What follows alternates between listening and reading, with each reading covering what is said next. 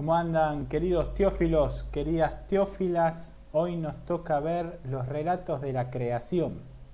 Cuando uno agarra la Biblia y la abre, el primero de los libros que aparecen en las Escrituras es el libro del Génesis. Y el primer texto con el que nos encontramos al abrir las Escrituras en este libro del Génesis es el famoso relato de la creación, en el cual Dios crea toda la creación 6 días y en el séptimo día descansa. Luego, si uno sigue leyendo las Escrituras, se va a dar cuenta que aparece un nuevo relato de la creación que tiene otra tradición, que viene desde otro momento histórico del pueblo de Israel, que se dejaron en conjunto porque los dos tienen algo que decirnos acerca del gran proyecto de Dios para toda la humanidad. Para no distender más esta introducción, voy a pasar directamente al texto. Vamos a compartir un PDF en el cual ustedes van a poder, en primer lugar, ver una copia, que se las voy a subir al campus virtual, del Génesis capítulo 1, versículo 1, al Génesis capítulo 2, versículo 4, parte A. Recuerden que cuando dice A, B, C o D, en el fondo lo que está queriendo decir es que ese versículo quizás tiene dos partes, o porque es muy largo, porque hay dos contenidos muy importantes distintos dentro de dicho versículo, u otro tipo de criterio por el cual es necesario dividir algún versículo de forma analítica para poder determinar específicamente algunas cuestiones. Pasemos entonces a esta parte del texto. Obviamente que yo no lo voy a leer acá en el video, sino que esto va a ser tarea propia antes de empezar con lo que sigue. Mi recomendación es que puedan, antes de seguir con la explicación teológica del texto, antes de hacer una reflexión sobre la creación y sobre el ser humano en este universo, les recomiendo que puedan poner pausa, que puedan agarrar la Biblia o leer directamente el texto del PDF, que puedan sacarse los anteojos con los cuales leemos de antemano cada una de las famosas historias bíblicas, porque muchas veces venimos con una suerte de set, de máquina o de conjunto de preconceptos con los cuales leemos cada uno de los textos y no nos dejamos sorprender por lo que está escrito, o muchas veces incluso como son historias súper conocidas, pensamos que la conocemos y puede ser que estemos cambiando algún elemento que incluso sea central. Por eso, recomendación, siéntense a leer el texto, no les va a llevar más de 3 minutos, con eso ustedes van a poder comprender realmente cuál es la historia que nos está narrando el capítulo 1 y parte del capítulo 2 del libro del Génesis. Yo voy a pasar directamente a la cuestión teológica, a interpretar el texto de la creación. En principio, lo primero que hay que decir es que vamos a responder 5 grandes preguntas. No lo voy a hacer de forma analítica, forma precisa, pregunta 1, pregunta 2, pregunta 3, 4 y 5, sino que voy a ir desarrollando algunos conceptos básicos que van a terminar respondiendo estas preguntas, pero no como la típica propuesta de pregunta 1, respuesta 1, pregunta 2, respuesta 2. Al final del video vamos a haber respondido todas estas preguntas existenciales, de índole existencial, con respecto al libro, al relato de la creación del libro del Génesis. ¿Cuáles son estas preguntas existenciales que están detrás del texto, o que, mejor dicho, el texto quiere responder? Algunas de ellas, las que a mi entender son más fundamentales, son las siguientes. ¿Quién es el creador? O sea, una suerte de descripción de Dios de parte del pueblo de Israel. ¿Qué es la creación en la cual vivimos y cuáles son sus principales características? ¿Qué es aquello que tengo delante? ¿Cuál es la función que tiene en algún punto la creación en sí misma? ¿Tiene un sentido la creación? ¿Quién es el ser humano dentro de esa creación? ¿Tiene un lugar específico? ¿Tiene una misión específica el ser humano en la creación? Y si tiene una relación específica, ¿cuál es esa relación entre el ser humano y el creador? Tiene que rendirle culto. ¿Qué espera Dios del ser humano? ¿Qué le puede o debe ofrecer el ser humano a Dios en medio de esta creación? ¿Cómo tiene que ser la relación entre el ser humano y la creación en general? ¿No? Por ejemplo, esto va a ser muy importante al momento de hacer una reflexión teológica en una perspectiva social con respecto al medio ambiente y la economía. ¿Hasta qué punto el accionar económico del ser humano puede utilizar los recursos medioambientales para la fabricación o manufactura de un determinado bien? ¿Hasta qué punto la provisión de un servicio puede alterar las relaciones sociales o puede alterar la relación con el medio ambiente o los dinamismos medioambientales? Dicho esto, uno ya se está dando cuenta o se puede empezar a dar cuenta que el texto de la creación en el fondo no va a ser un relato científico. Cuando el autor del texto se puso a escribirlo, posiblemente entre el siglo VI y el siglo IV a.C., es decir, en un momento de la historia en donde el pueblo de Israel, el reino del sur, donde está Jerusalén, había sido atacado por Babilonia y habían sido deportados a Babilonia y por lo tanto se encontraban en el exilio. En el exilio, en contacto con otros mitos, con mitos de la creación babilónicos, el pueblo de Israel empieza a darse cuenta que su Dios en el fondo también era un creador y que había creado la creación y que la creación tenía un determinado orden, que ellos tenían un determinado lugar en ese universo, una determinada misión y que debían comportarse de una determinada manera según las reglas de este universo. Debemos decir también en algún punto que pedirle al texto que nos hable de la creación del universo a la manera en que se lo pediríamos a un libro de ciencias es un error nuestro, no del texto. Es como pedirle a una obra de ciencia ficción que nos haga un relato acerca de la realidad tal y como es la realidad. O sea, los que estamos equivocados al pedirle un relato de ciencia ficción que nos describa la realidad somos nosotros, no es el relato de ciencia ficción que fue escrito para otra cuestión.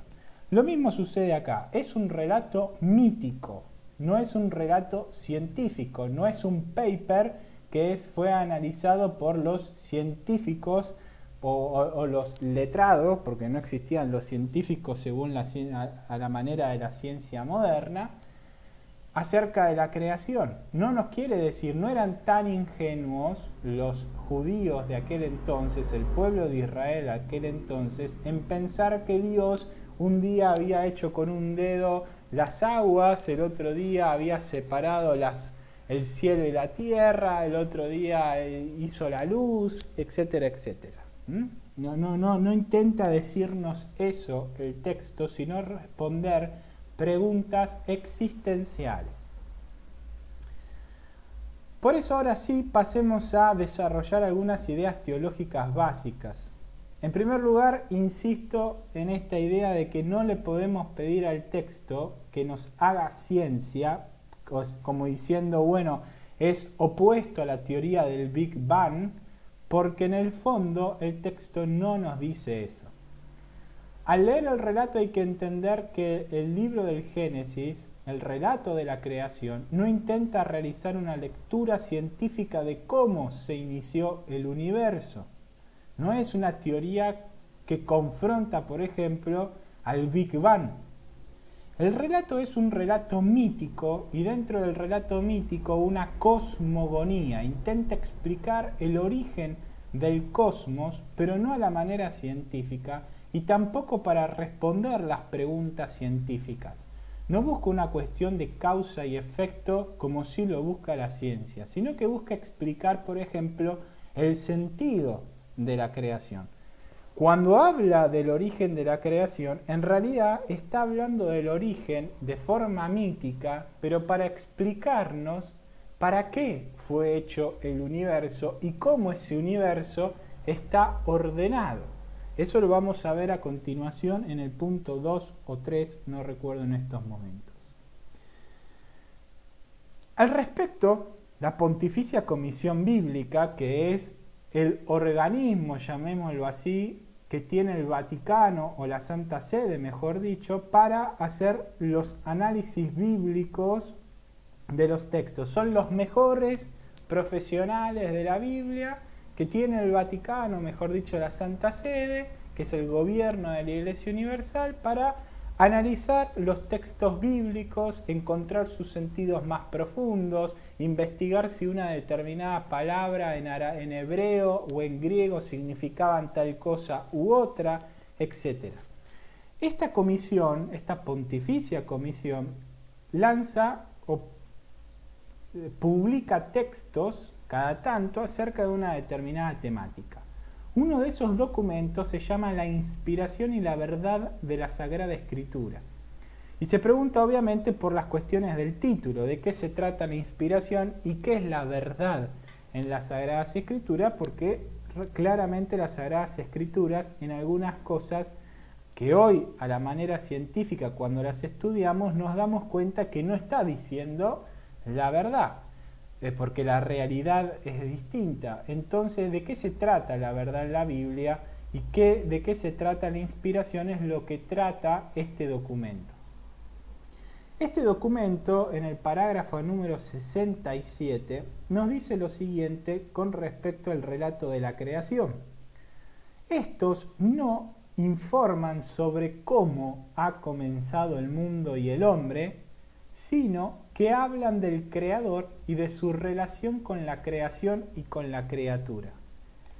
Vuelvo a insistir, estos relatos no nos hablan acerca de cómo ha comenzado el mundo, sino que hablan de cuál es la relación entre el Creador, la creación y cuál es la misión y el lugar del ser humano en ese universo creado por Dios.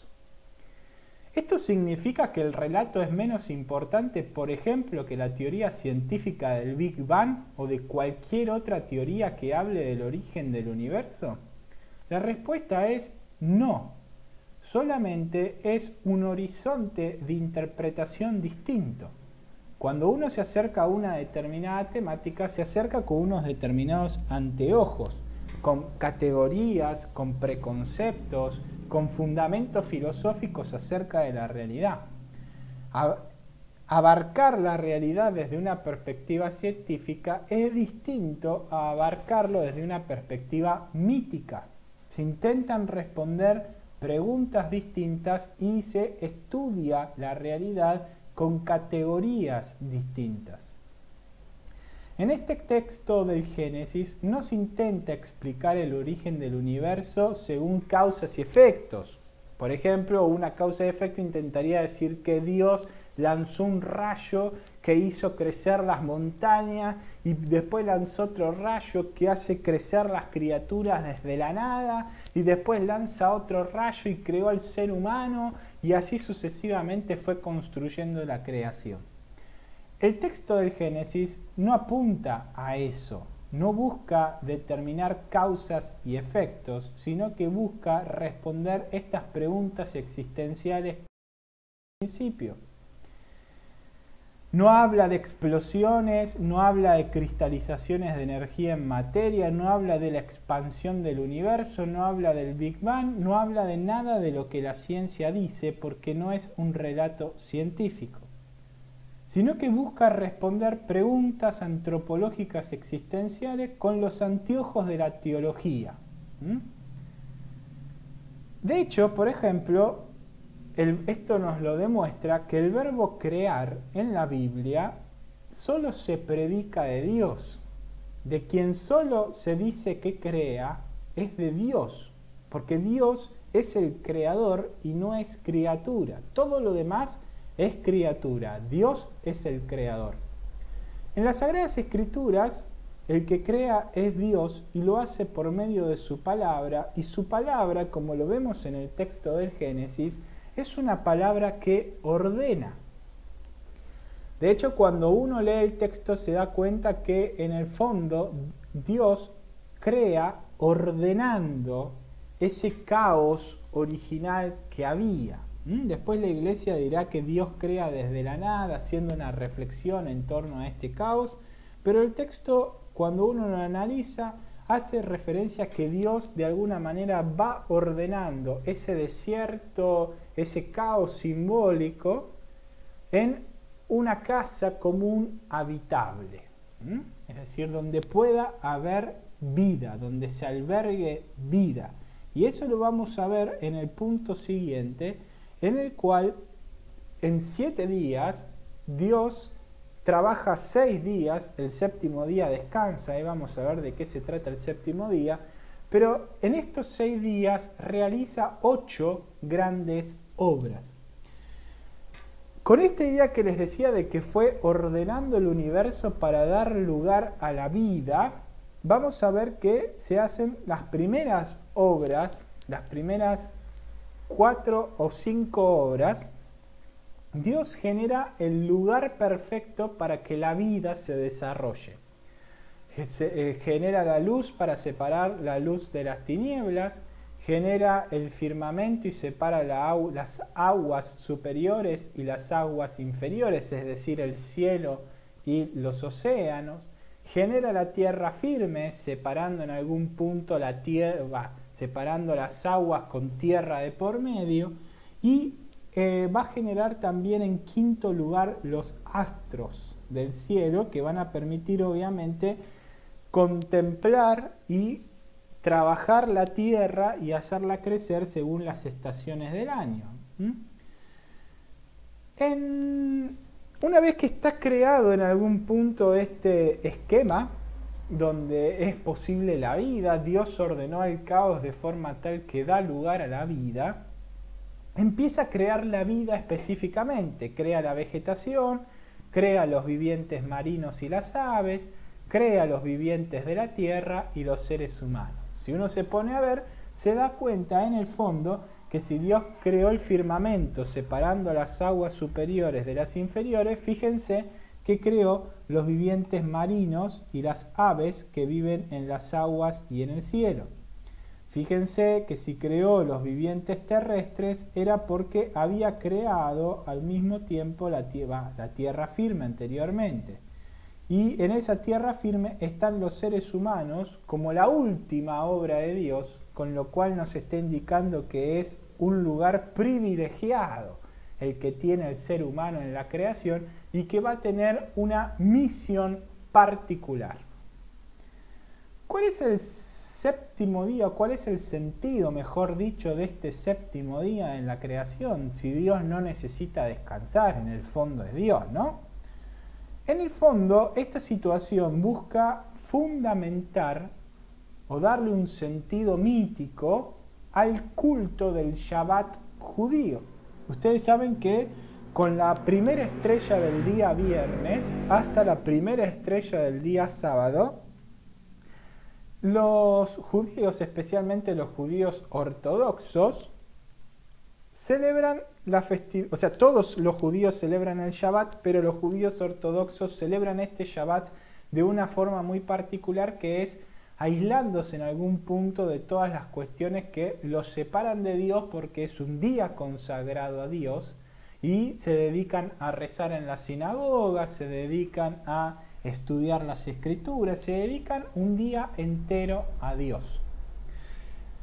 Por lo tanto, este séptimo día tiene esa función. Dios contempla su obra y espera en algún punto que el pueblo de Israel contemple a su Creador y celebre su culto, ¿no? Celebrar el culto es en algún punto encontrarse con Dios. No es algo mágico, no es algo excepcional, sino simplemente que se dé el encuentro, en este caso, entre la criatura y el Creador. Además, si uno se pone a pensar y mira todo el relato de la creación, un accionar más de parte de Dios con respecto al ser humano hubiera implicado en algún punto que Dios hubiera contradecido a sí mismo. Porque en el fondo, si Dios creó a la criatura ser humano, libre y con inteligencia, es decir, con responsabilidad, una intervención más de parte de Dios hubiera generado que en algún punto esta responsabilidad del ser humano, esta libertad del ser humano, esta inteligencia del ser humano, se hubiese en algún punto visto saboteada, en algún punto se hubiera visto restringida.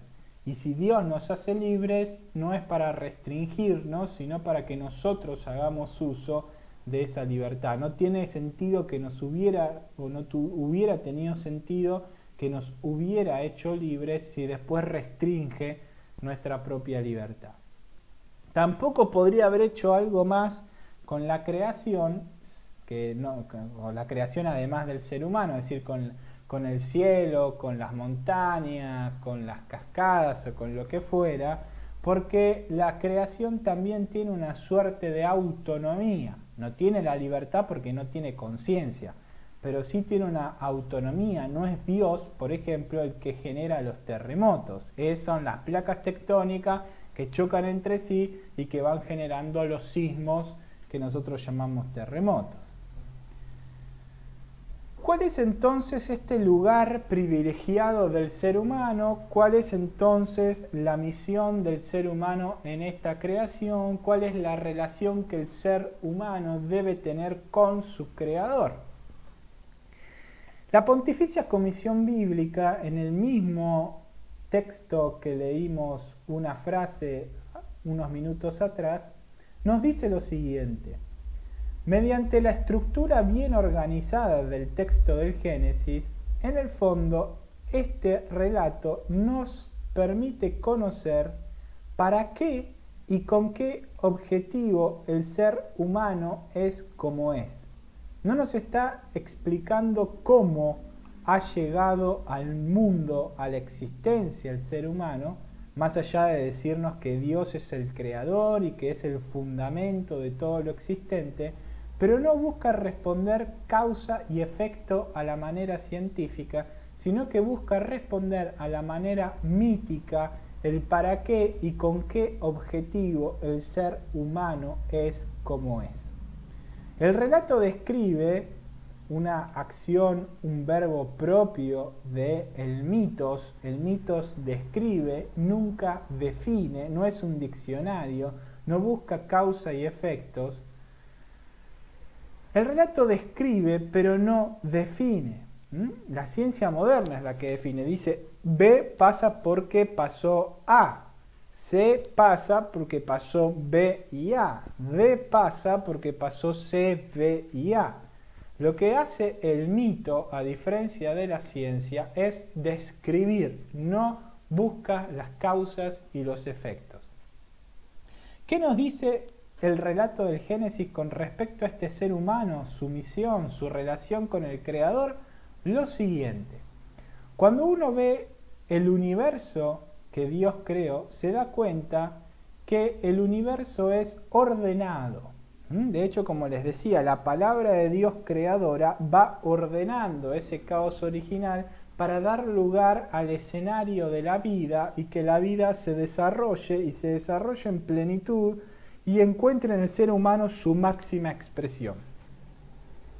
¿Qué nos está queriendo decir las repeticiones de la Biblia? Frases que se repiten todo el tiempo. Nos están marcando que la concepción del pueblo judío de aquel entonces sobre el universo era que éste era ordenado, que tiene sus propias reglas. El hecho del primer día, segundo día, tercer día, cuarto día, quinto día, sexto día, frases como vio Dios que esto era bueno, vio Dios que esto era bueno, vio Dios que esto era bueno, dijo Dios y esto existió, dijo Dios y esto existió. Todas estas frases que se van repitiendo todo el tiempo a lo largo del relato nos están mostrando que para la concepción judía el universo tenía un orden, tiene reglas implícitas puestas por Dios. Por lo tanto, ¿Cuál va a ser la función del ser humano? Respetar esas reglas y hacer que todo lo que existe en ese universo alcance lo mejor de sí. Esas reglas, si fueron puestas por Dios, buscan la plenitud de lo creado y por lo tanto, si se respetan esas reglas, y es el ser humano el que se encuentra encargado de administrar esas reglas, bueno, toda la creación alcanzará la plenitud. El ser humano ha sido creado a imagen y semejanza de Dios, nos dice el texto.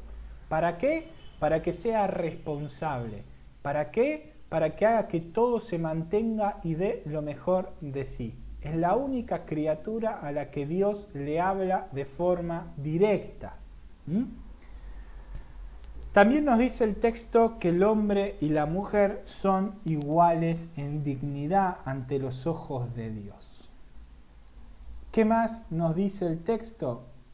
Distintas cosas que van a ir surgiendo cuando uno se ponga a leerlo. Segunda recomendación que les doy, una vez de haber leído el texto, una vez de haber escuchado algunos elementos teológicos que les brindé con este video, vuelvan a leer el relato de la creación para ver qué otras cosas pueden sacar de esta magnífica cosmogonía. Quizás para orientarse antes de leer la segunda vez el relato pueden preguntarse quién es el creador según el texto, cuáles son las principales características de Dios, qué es la creación y cuáles son sus principales características. Ya dijimos algunas: el universo es ordenado, es apto para la vida, tiene reglas, si se cumplen esas reglas permiten la plenitud de lo creado. ¿Quién es el ser humano según el relato? ¿Para qué fue creado? ¿Cuál es su sentido vital? ¿Cuál es el sentido de su existencia? ¿Cuál es el rol que tiene con respecto a la creación? ¿Se tiene que hacer cargo de la creación o no? ¿Hasta qué punto se tiene que hacer cargo de la creación? ¿El destino de la creación está atado al destino del ser humano? Y por último, ¿cuál es la relación entre este ser humano y el creador? Habiendo dicho todo esto, nos quedamos a la espera de su lectura del texto, de su comprensión hermenéutica del relato de la creación, y nos vemos para la próxima jornada analizando el segundo relato de la creación, que a su vez está enganchado con el famoso relato del pecado y de la serpiente y de la mujer que come el fruto prohibido y que se lo da a Adán y que éste también come, y así sucesivamente van pasando diferentes cuestiones. Si acá nos abocamos a cuál es el sentido de la creación, cuál es el lugar del ser humano en la creación, en el próximo relato nos vamos a preguntar sobre el sentido del mal, es decir, cómo en este mundo perfecto que en algún punto Dios había creado y el ser humano estaba en las cúspides para administrar, someter todas las cuestiones y hacerlas llegar a su plenitud, cómo es que aparece el mal y cómo es que entonces el ser humano agarra un proyecto que no es el de Dios y por lo tanto se ve expulsado del paraíso. Nos vemos en la próxima jornada donde reflexionaremos acerca de estos textos. Buena semana.